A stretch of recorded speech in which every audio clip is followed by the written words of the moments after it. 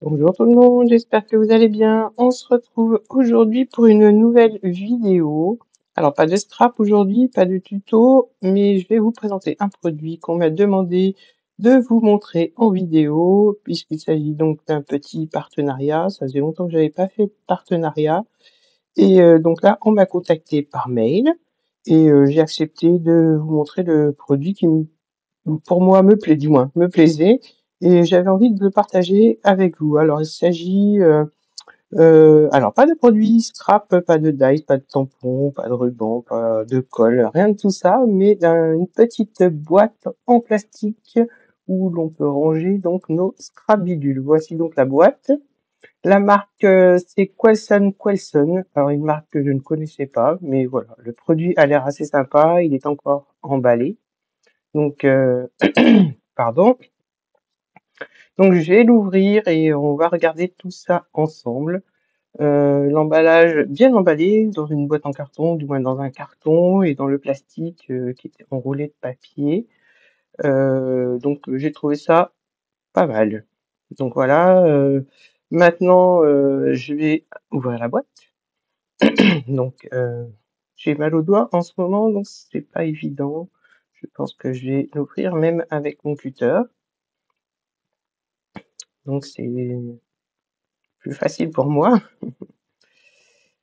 Voilà, l'emballage c'est même très bien fermé. Je crois qu'il y a même 2 morceaux de scotch qui tiennent le plastique. Voilà, donc j'arrache tout, comme vous le voyez, c'est plus rapide. Heu, Même le cutter a du mal. Voilà, donc la boîte est transparente. Sur le dessus, on pourra voir ce que l'on met à l'intérieur. Donc elle mesure 28 par 18 centimètres. Donc c'est une belle boîte, hein. Les 2 clapets s'ouvrent facilement. À l'intérieur, il y a une vingtaine ou une trentaine de compartiments. Donc là, je compte, je crois qu'il y en a 36. Il y a des séparations que l'on peut enlever. Donc ça permet de faire de plus grands rangements et de mettre des choses un peu plus grandes. Donc je pense que je vais faire ça, et en faisant la vidéo là, je pensais pouvoir ranger mes cachets et mes seaux de cire, ainsi que les petits ustensiles qui vont avec, c'est-à-dire la petite cuillère, les bougies, voilà. Je pense que je mettrai tout ça à l'intérieur, et pour moi c'est, alors dans plusieurs boîtes, et j'aimerais bien rassembler le tout dans une seule boîte. Donc finalement ça tombait bien, ce petit partenariat, va m'arranger de ce côté-là. Donc voilà, les compartiments sont assez rigides par rapport à d'autres boîtes que j'ai eues auparavant.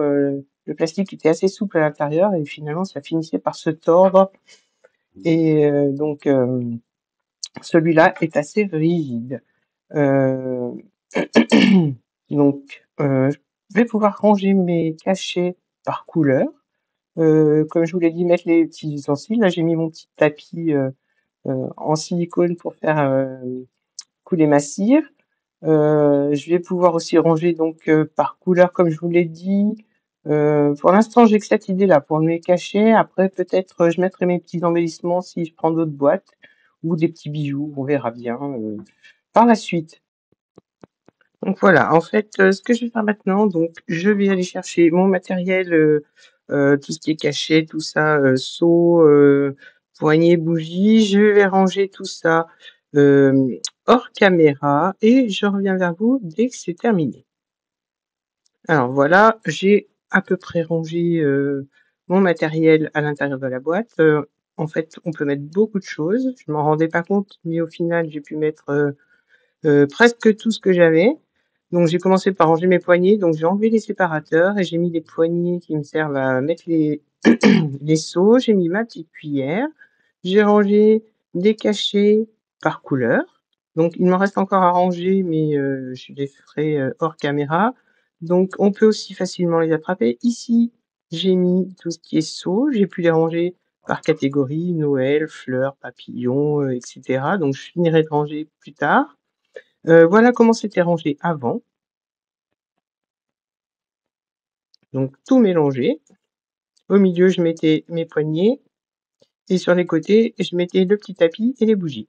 Donc voilà, je vais aussi, vous montrer, que j'ai pu mettre aussi donc les, cachets déjà faits. Donc ça, c'est pratique parce que je les avais en fait dans une autre boîte et j'ai eu un petit souci cet été, c'est qu'avec la chaleur, ils ont fondu.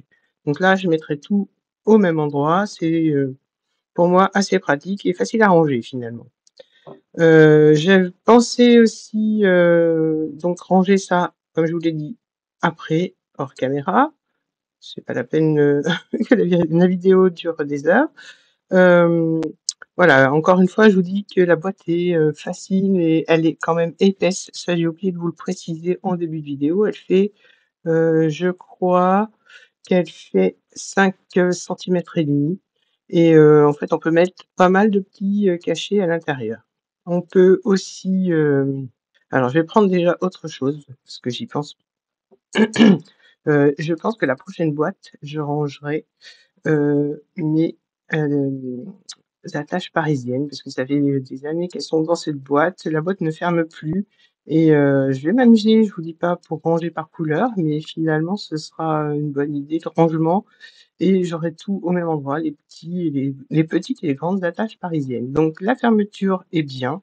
Je vais pouvoir aussi décorer le dessus avec, un stickers que je ferai sûrement à la Cricut et voilà, je vous l'ai dit tout à l'heure, je vais quand même vous préciser, la hauteur de la boîte. Les petits séparateurs sont assez solides. Franchement, je m'attendais pas du tout à ça. Donc 28 par 18 et donc 5,5 de hauteur. Donc ça laisse pas mal de place pour, ranger beaucoup de choses. Voilà donc je pense que la vidéo va se terminer là. J'espère qu'elle vous aura plu. Alors n'hésitez pas à me laisser un petit commentaire, vous abonner, liker la vidéo, dites-moi ce que vous en pensez et toutes les infos seront en barre d'infos. Je vous dis à très bientôt pour d'autres vidéos. Bye bye.